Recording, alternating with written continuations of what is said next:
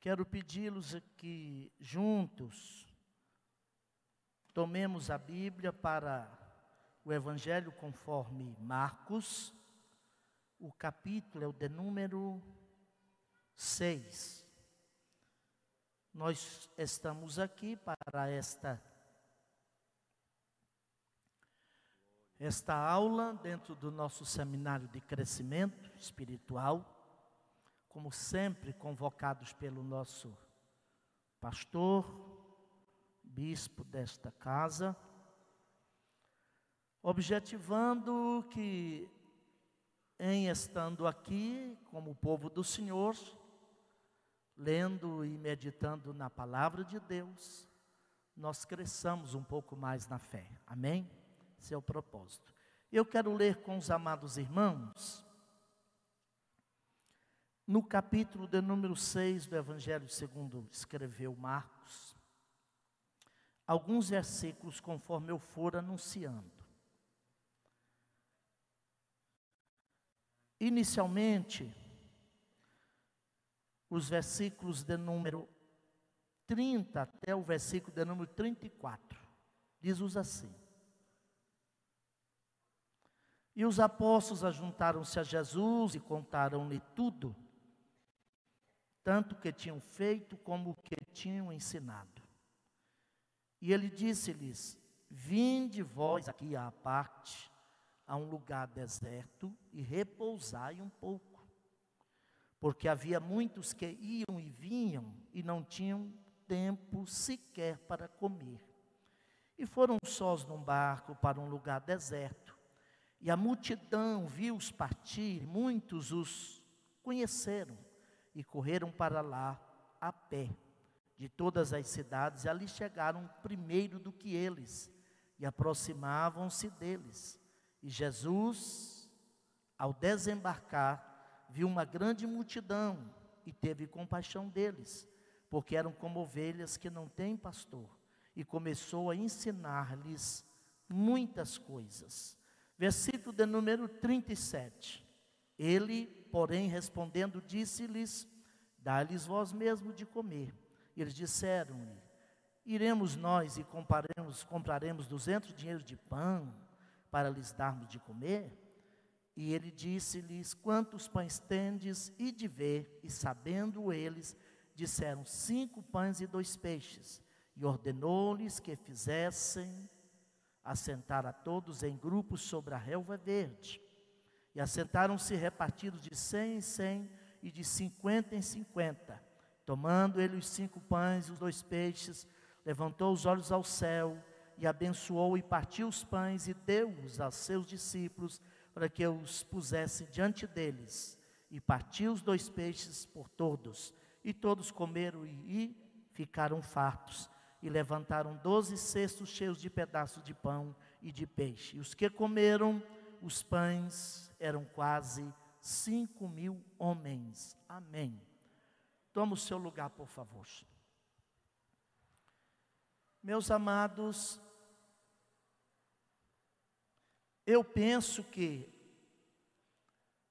quando a gente vem à casa do Senhor, toma a palavra de Deus para nela meditar, todas as escrituras, diz o texto da palavra do apóstolo Paulo, que é inspirada por Deus, são inspiradas pelo Espírito Santo. Toda a escritura é inspirada por Deus e em função disso é proveitosa para ensinar, para corrigir, para redarguir, para instruir em justiça, visando nesse processo de ensinamento, aprendizado e constante crescimento, que nós outros, como servo de Deus, sejamos perfeitos.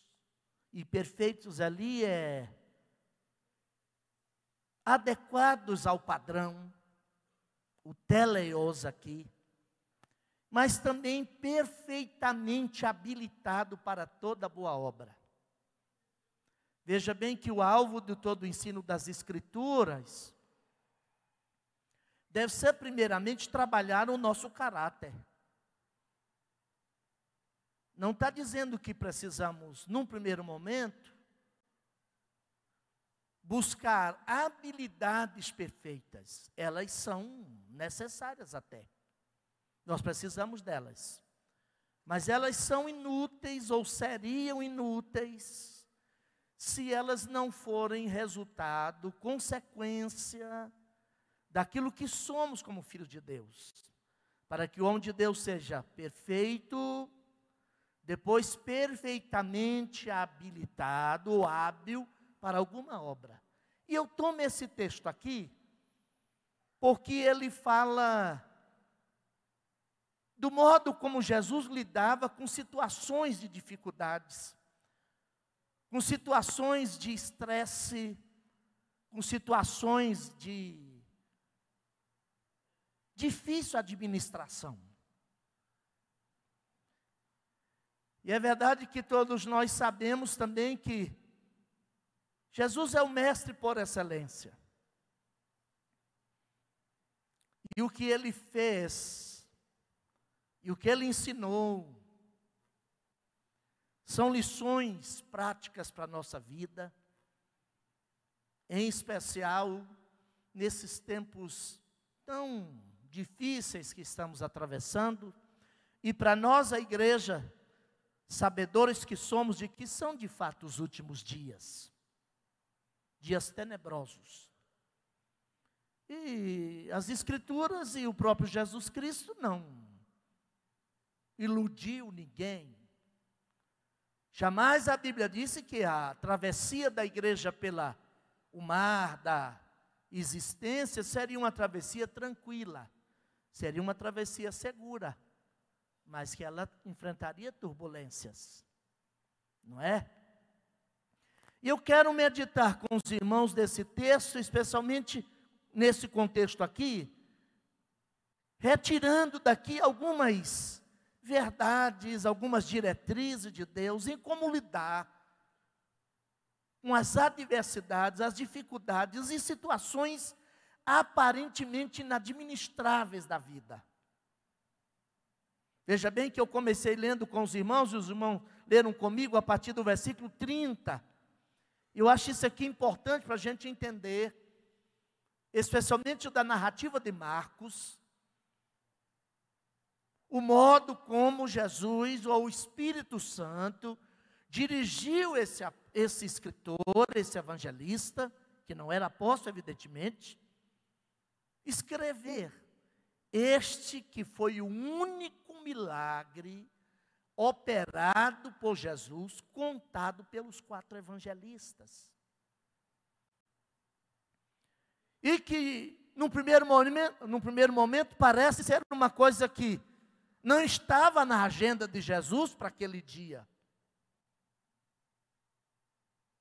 Não era da pauta daquele momento do ministério de Jesus. Mas eu penso que é aqui que Jesus é mestre por excelência, dentre outras coisas. E a graça de Deus nos faz triunfar e caminhar pela vida, mesmo sem saber exatamente o que nos vai acontecer no amanhã. Jesus sempre aparece, Jesus sempre desembarca em alguma realidade da nossa vida. E em chegando, Ele resolve todas as situações. Bendito seja o nome do Senhor. E é fato que eu não sei, você também não sabe, o que nos reserva o futuro. Mas é bom sabermos na mão de quem o nosso futuro está. Não é? Eu acho fantástico isso aqui. Porque o versículo 30 começa dizendo que os apóstolos reuniram-se, ajuntaram-se a quem? A Jesus. E contaram-lhe tudo. E há 2 verbos aqui na sequência. Tudo, olha bem, tanto o que tinha feito, como o que tinham ensinado. 2 verdades eu retiro daqui desse versículo. Nós não vamos vencer as dificuldades da vida, as situações aparentemente inadministráveis que surgem na fortuidade da nossa existência, se a gente não tiver a coragem de nos aproximarmos de Jesus e dizer tudo mesmo para Ele. Fantástico este Jesus.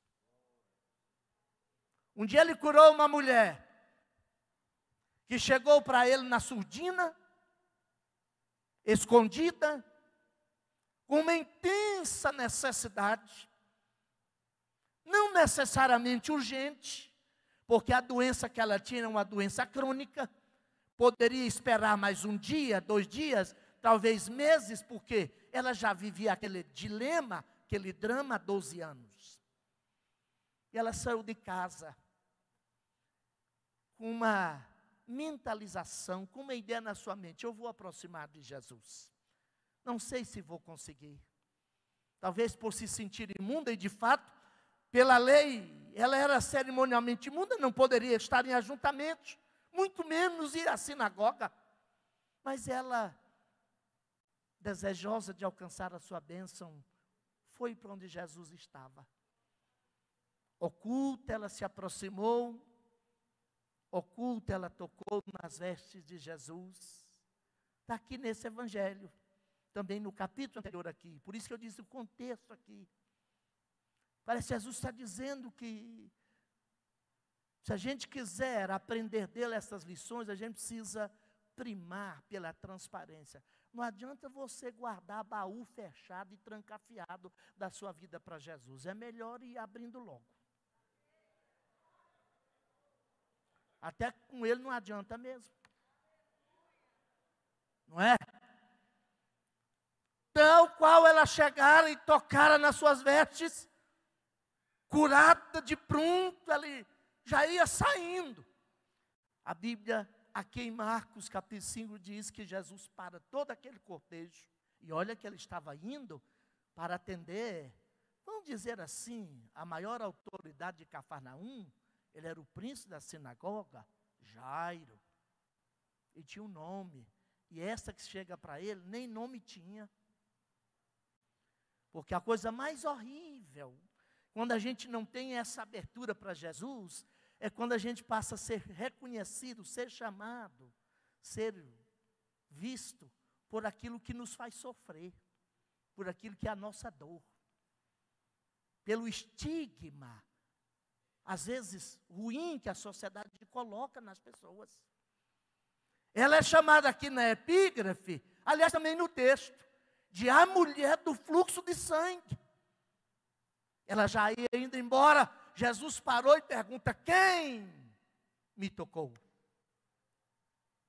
Jesus poderia ter ido, seguido, porque o que ela queria de Jesus era a cura, e ela já obtivera, àquela altura já tinha recebido a cura.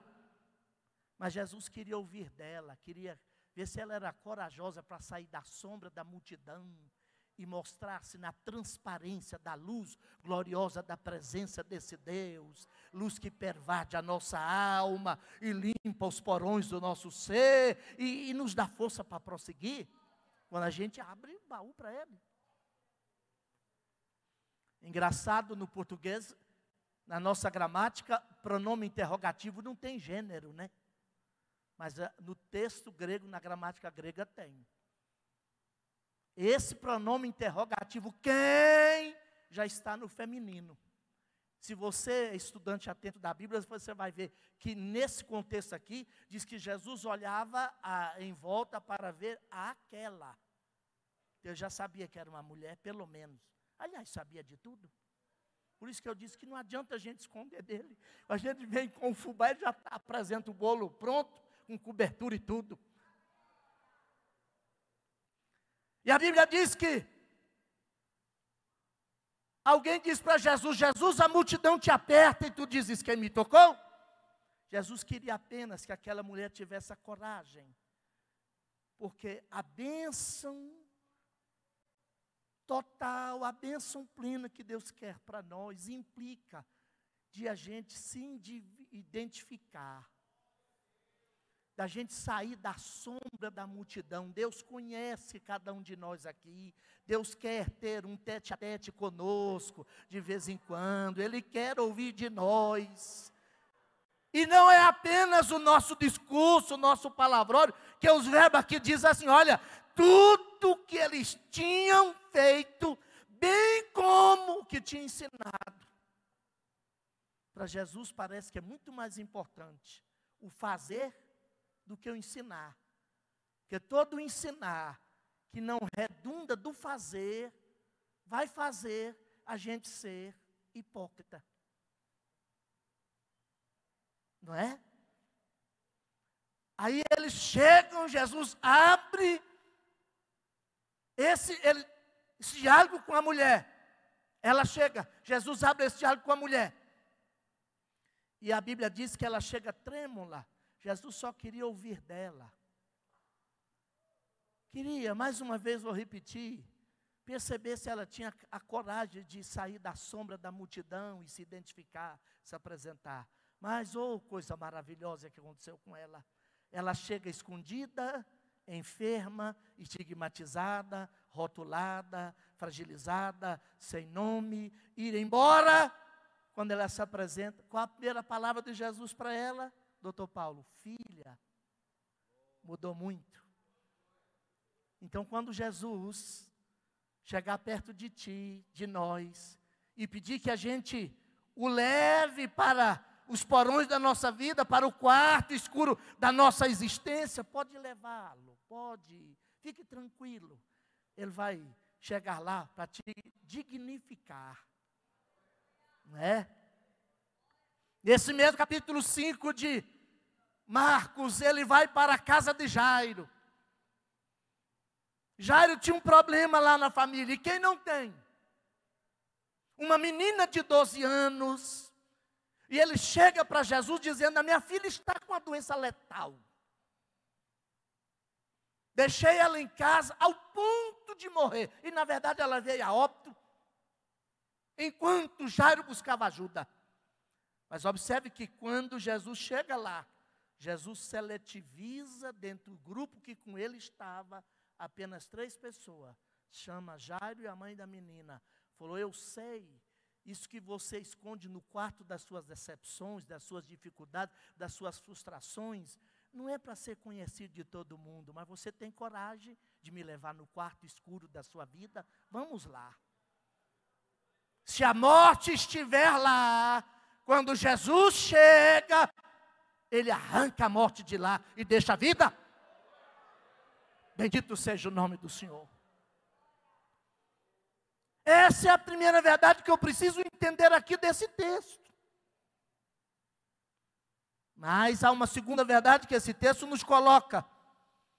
Para viver, para vencermos essas adversidades e essas situações de estresse da vida, e nós sabemos que vivemos num século intensamente extenuante.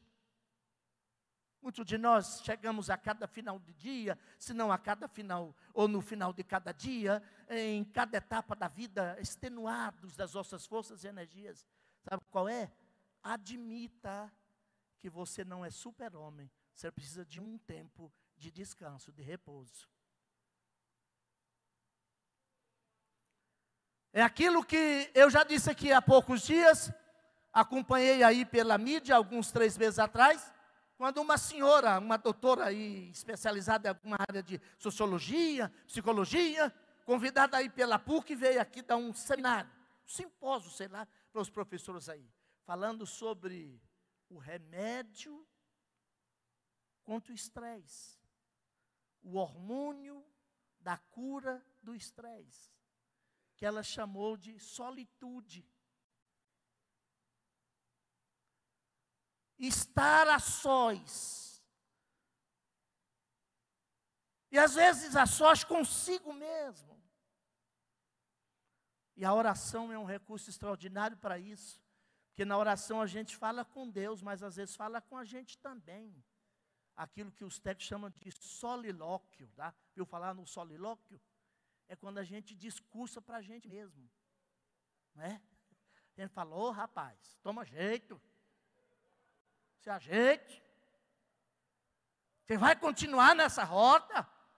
Acorda. São apóstolos do Senhor, engajados na mais sublime tarefa que um ser humano pode desempenhar. E uma tarefa exitosa, que eles chegaram testemunhando do quanto Deus tinha feito. Eles falaram assim: mas agora é hora de parar. E nós não queremos parar. Aí tem gente aloprada, enlouquecida, desmiolada, metendo os pés pelas mãos. E Jesus está falando: vamos para um retiro, gente. Vamos acalmar. Eu acho isso aqui fantástico. Olha aqui. E eles contando tudo e que tinha feito e ensinado. Jesus disse para eles, de imediato, 31. Jesus falou: vinde. Eu gosto desse verbo. Como que dizendo, vocês estão aqui só de corpo presente. Vinde vós. E quando ele disse vinde, quem convida vinde? Vinde para mim, né? Ele não está dizendo ide. Ele está dizendo vinde. Vós aqui, à parte, a um lugar deserto, e repousai por um pouco. E ele vai dizer a razão do convite. Porque naqueles dias muitos que iam e vinham, e eles não tinham tempo sequer para comer. Bendito seja o nome do Senhor. Vamos parar um pouco em nome de Jesus Cristo. Deixa eu fazer uma breve consideração aqui. Talvez uma das situações que mais nos estressa é o fato de estarmos muito vencidos pela ideia do ativismo. Eu estou dizendo aqui do ativismo religioso. Também do ativismo religioso. Mas muito na necessidade de ter, e é bom ter.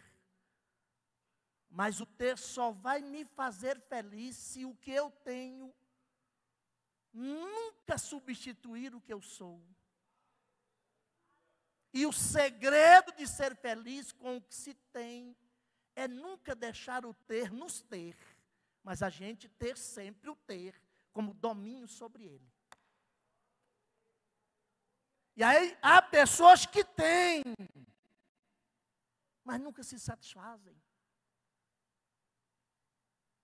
Fazem muito como os apóstolos, ficam estressados, esgaçados da sua alma, destruídos na sua interioridade, porque não tem essa capacidade de parar. Vamos parar um pouco, Jesus está nos chamando para um momento a sós com Ele, né? Quer aqui nesta casa, lá no seu lar. A professora, a doutora lá diz que todo ser humano precisa pelo menos de 1 hora por dia, onde ele desliga todos os aparelhos e vai estar a sós consigo mesmo.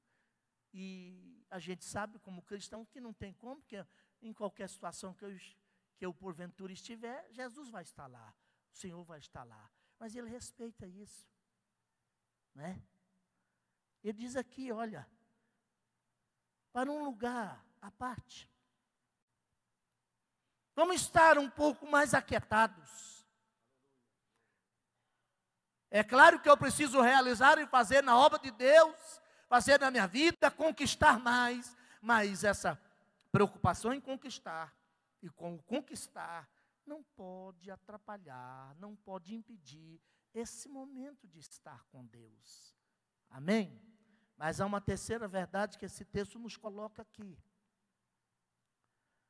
Aprenda a estar sempre pronto para as imprevisibilidades que a vida tem. Vou repetir essa frase. Aprenda a estar sempre pronto para as imprevisibilidades que a vida tem. Graças a Deus que a vida não é um pacote fechado.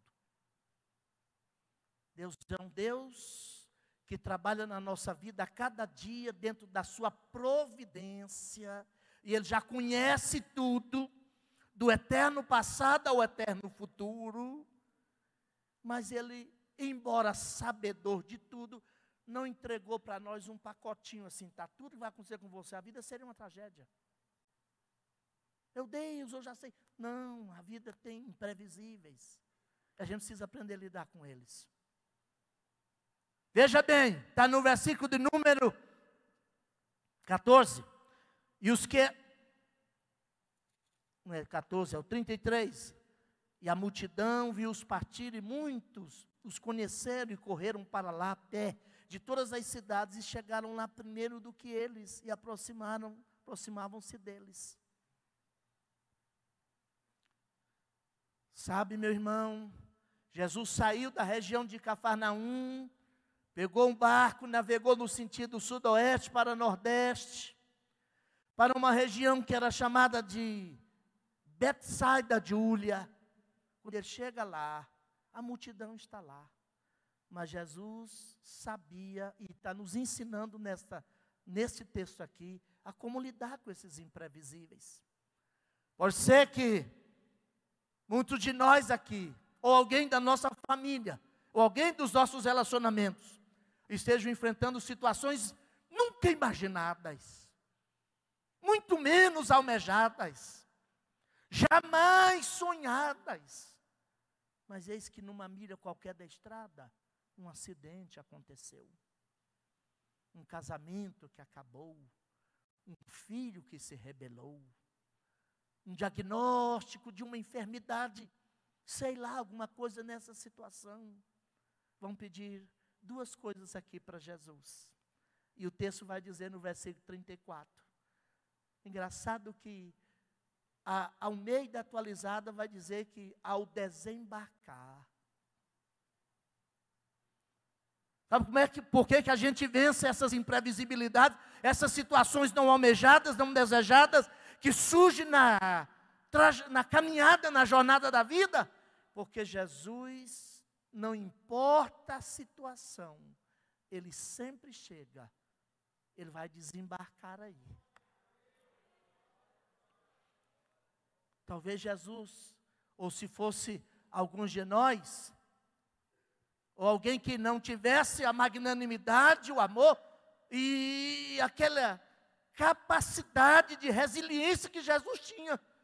Saiu de uma situação de estresse, foi para um deserto, lá surge então uma situação imprevisível.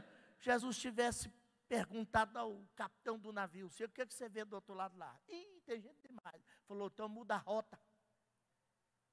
Jesus não dispensa. Talvez ele tivesse pedido: olha aí, alguma coisa aí, que você vê lá na montanha, lá na praia. Ah, eu vejo uma multidão e parece que é aquela gente de lá. Jesus tinha dito, se fosse, não, muda a rota e eu não vou desembarcar lá. Mas o texto diz: e desembarcou Jesus. Vamos pedir Jesus para desembarcar na nossa realidade hoje? Vamos pedir a Ele para chegar à nossa realidade. Diz o texto aqui, olha, e ao desembarcar Jesus, bendito seja o nome do Senhor. A segunda coisa que eu preciso perceber é que Jesus não apenas chegou àquela realidade, não apenas desceu lá. Isso fala de presença, de estar com. Mas Jesus se envolveu empaticamente com aquela situação, que diz, tem dois verbos fortes aqui. Jesus viu, porque tem gente que está, mas não vê. Está de corpo presente, mas não percebe. E às vezes a gente até cita muito, e é bom citar, não tem problema nenhum. Um versículo lá de Romanos capítulo 12. Capítulo 12 de Romanos está falando da vida espiritual, da comunidade da fé. E lá tem um sede fervoroso do Espírito, né? Você vai olhar na sua casa que o Espírito lá é minúsculo. Para explicar depois aquela assim, olha, comunicai com os santos nas suas necessidades. Veja que não é tuas, é suas. É pronome da terceira pessoa do singular, ele ser si consigo. Não é tu ter ti contigo. O texto não diz assim, o necessitado tem que vir falar comigo. Não, essa comunidade tem que ser tão forte no espírito humano que assim que perceber alguém, a gente tem que comunicar com a necessidade dele. Não é? O texto não está dizendo, comunicar com os santos nas tuas necessidades. Fosse assim, segunda pessoa, você está necessitado, vem fuxicar para mim, falar para mim. Não é não. É porque a gente precisa ver, precisa perceber. Amém? Jesus chegou lá, desembarcou, estava presente, mas era uma presença plena, completa. Diz que ele viu. E viu o quê? Aquela multidão. Qual foi a sua atitude? Foi lá nas entranhas do seu ser. Diz que ele teve compaixão dela. Compaixão resulta de duas palavras do texto original. Uma preposição e um substantivo, pathos, de onde vem paixão também. E negativamente, de onde vem patologia, doença. Aí uniu sum, pathos, virou compaixão. Sum é com, paixão, virou compaixão. Sofrer com. Parece um paradoxo, né? Como é que nesse texto, Jesus está pedindo aos seus apóstolos e discípulos para se retirar, para resolver a questão do estresse, do sofrimento, e do ir e vir, pessoas que o vinham, ele chega lá, como ele era habilidoso para gerenciar situações imprevisíveis, e não tinha alma afetada, ele desembarcou, ele viu, ele se envolveu. Bendito seja o nome do Senhor. Graças a Deus que esse Jesus é magnânimo. Ele conhece a sua realidade. Ele está chegando para a nossa realidade aqui esta noite. E Ele vai sofrê-la conosco. Ele vai empatizar-se conosco. Eu tenho certeza disto. Mas aqui eu vejo aqui algo muito importante para nós cristãos, especialmente da ótica deste evangelista, e por que não dizer de todo o evangelho do Senhor Jesus Cristo. Jesus nunca muda a verdadeira necessidade e prioridade das pessoas. Isso para nós é uma lição.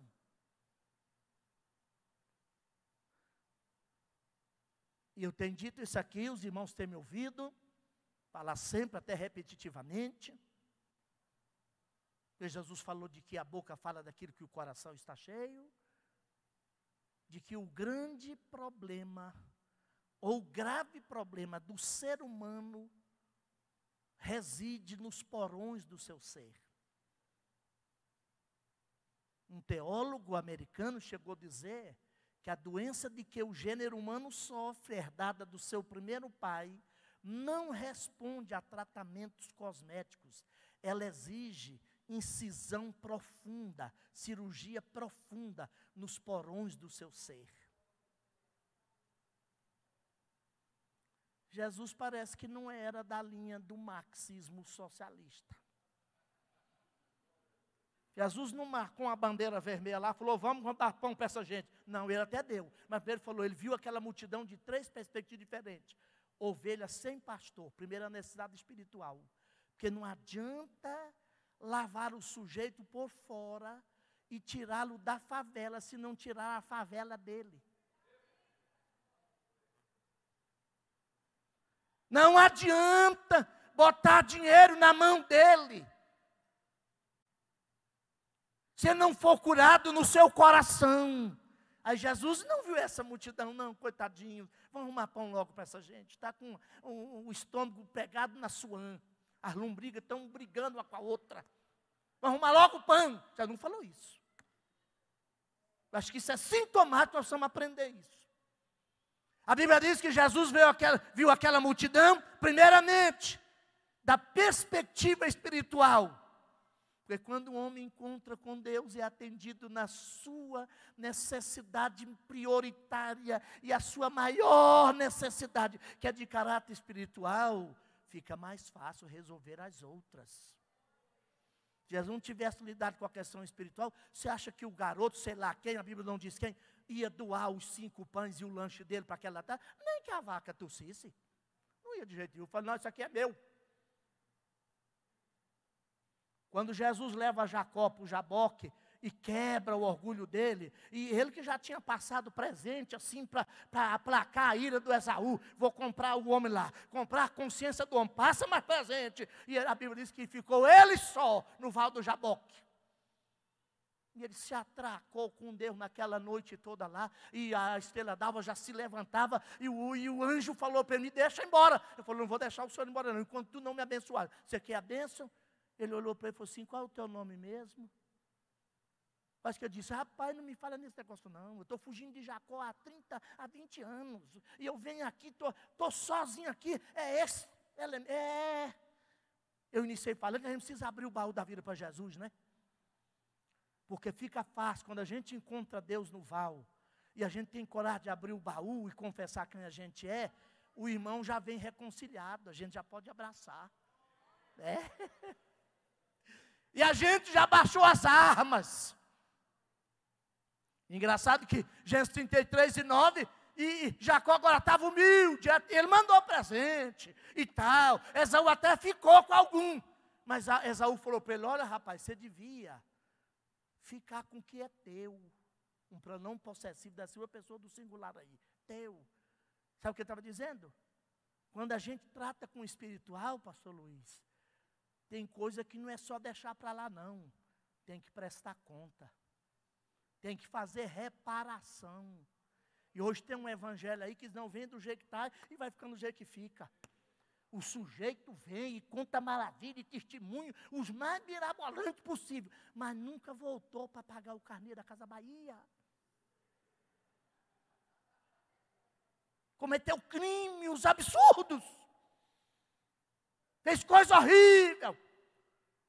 Aí acha que Deus vai mandar um anjo lá para falar, olha, não deixa o juiz me pegar, é melhor você ir lá e se entregar.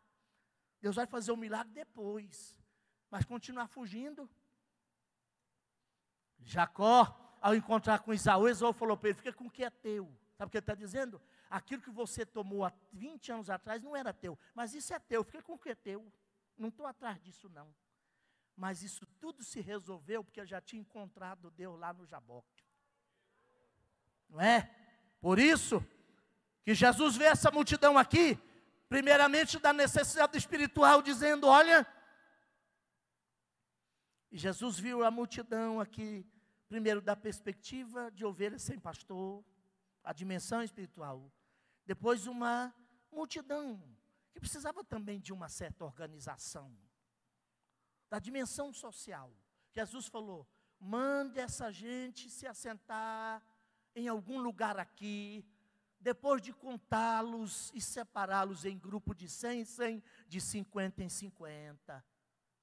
Só depois, Jesus viu aquela multidão da necessidade,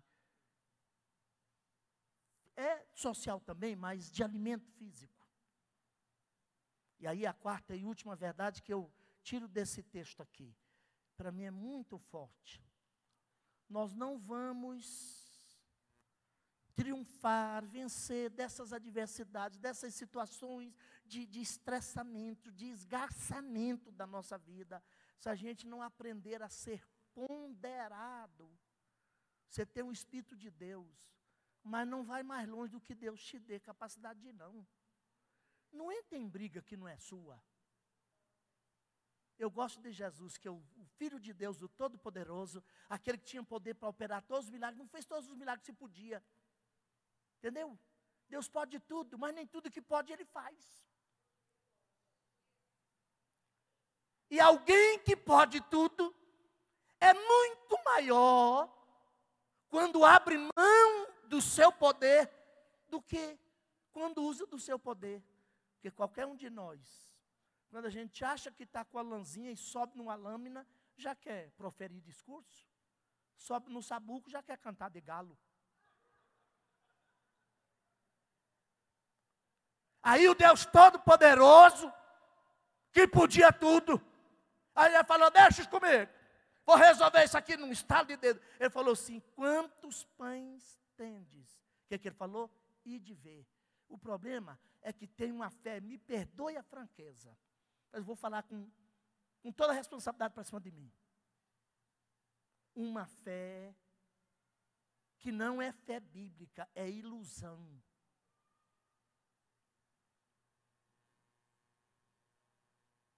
Gente dizendo, olha, eu estou, por esses dias vai cair 5 milhões na minha conta. É melhor você ficar atento, pode até que aconteça. Você encontrar o benemérito que fez isso, porque não vai cair dinheiro do céu, não.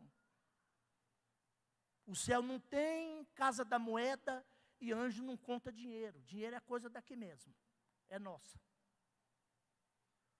Mas tem gente assim, em nome de uma fé, acha que pode chutar a canela do cabrunco, cuspir na cara dele. Não pode não. Aliás, até que pode, mas não deve não. É perigoso. Precisamos de uma fé mais ponderada, uma fé que nos faça confiar em Deus, ser tomados e invadidos por uma confiança inabalável, mas que não desemboque em triunfalismo besta, em triunfalismo imbecil. Fiquem em pé, todos vocês. Fico imaginando, Jesus falou que é o Filho de Deus. E olha que essa altura ele já tinha feito milagres extraordinários.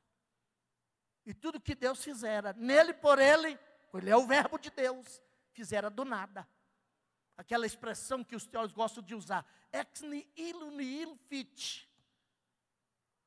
O ateu diz, do nada nada se faz, mas Deus faz do nada. Tudo. Mas agora, para ensinar a nós como lidar com as coisas, ele falou assim, é melhor vocês ir contar as coisas, façam contas. Quantos pães tendes? E de ver. Sabe o que eu estou dizendo, irmão?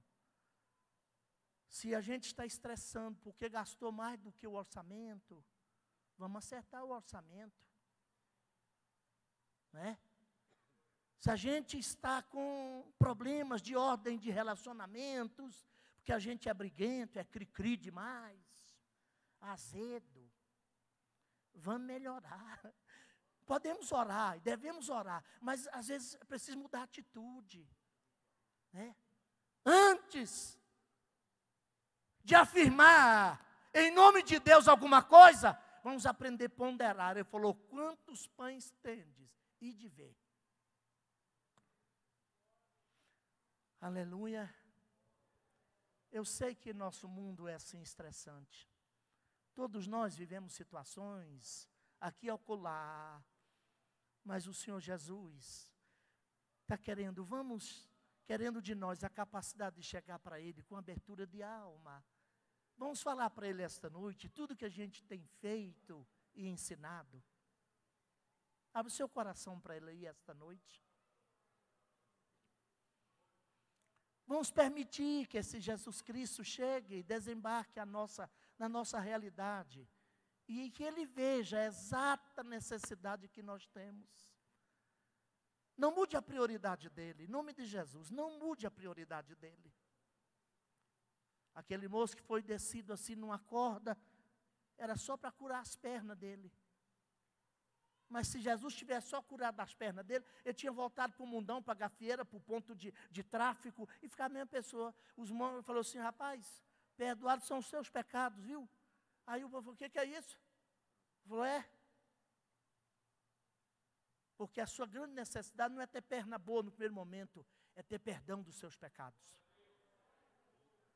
Pai querido, eu quero pedir a Ti esta noite, que o Seu Espírito, que é o Espírito da verdade, que pela palavra revelada ilumina nossa mente, possa nos dar essa capacidade de compreensão, Pai. A fim de que em qualquer situação da vida, quer de tristeza ou de alegria, de sossego ou de tribulação, nós consigamos aprender do Senhor a capacidade de enfrentar os imprevisíveis da vida, permitindo que Tu chegues à nossa realidade. Venha para nós, Pai. Nós queremos abrir as cortinas do nosso ser. Nós queremos destrancar tudo que diz respeito à nossa vida, ao nosso interior. Vem para a nossa realidade, Pai. Traga vida. Muitos de nós já exaurimos nossas forças. Não tem mais recurso. E o que temos ouvido à nossa volta quase sempre mande embora, dispense-os. Mas o Senhor que nos ama, que nos enxerga, que nos abraça, que nos acolhe, que nos chama para si e dá ordem, dá-lhes vós mesmo de comer. Senhor, vem saciar nossa fome de Ti. Sacia nossa fome de ser. E dê-nos graça para continuarmos vencendo como igreja, como seus filhos desses tempos tão difíceis que atravessamos. E nós vamos tributar a Ti todo o louvor da nossa alma e toda a alegria do nosso ser. Em nome de Jesus, Pai. Amém. Muito obrigado, gente. Estou no seu lugar. Obrigado aqui ao nosso.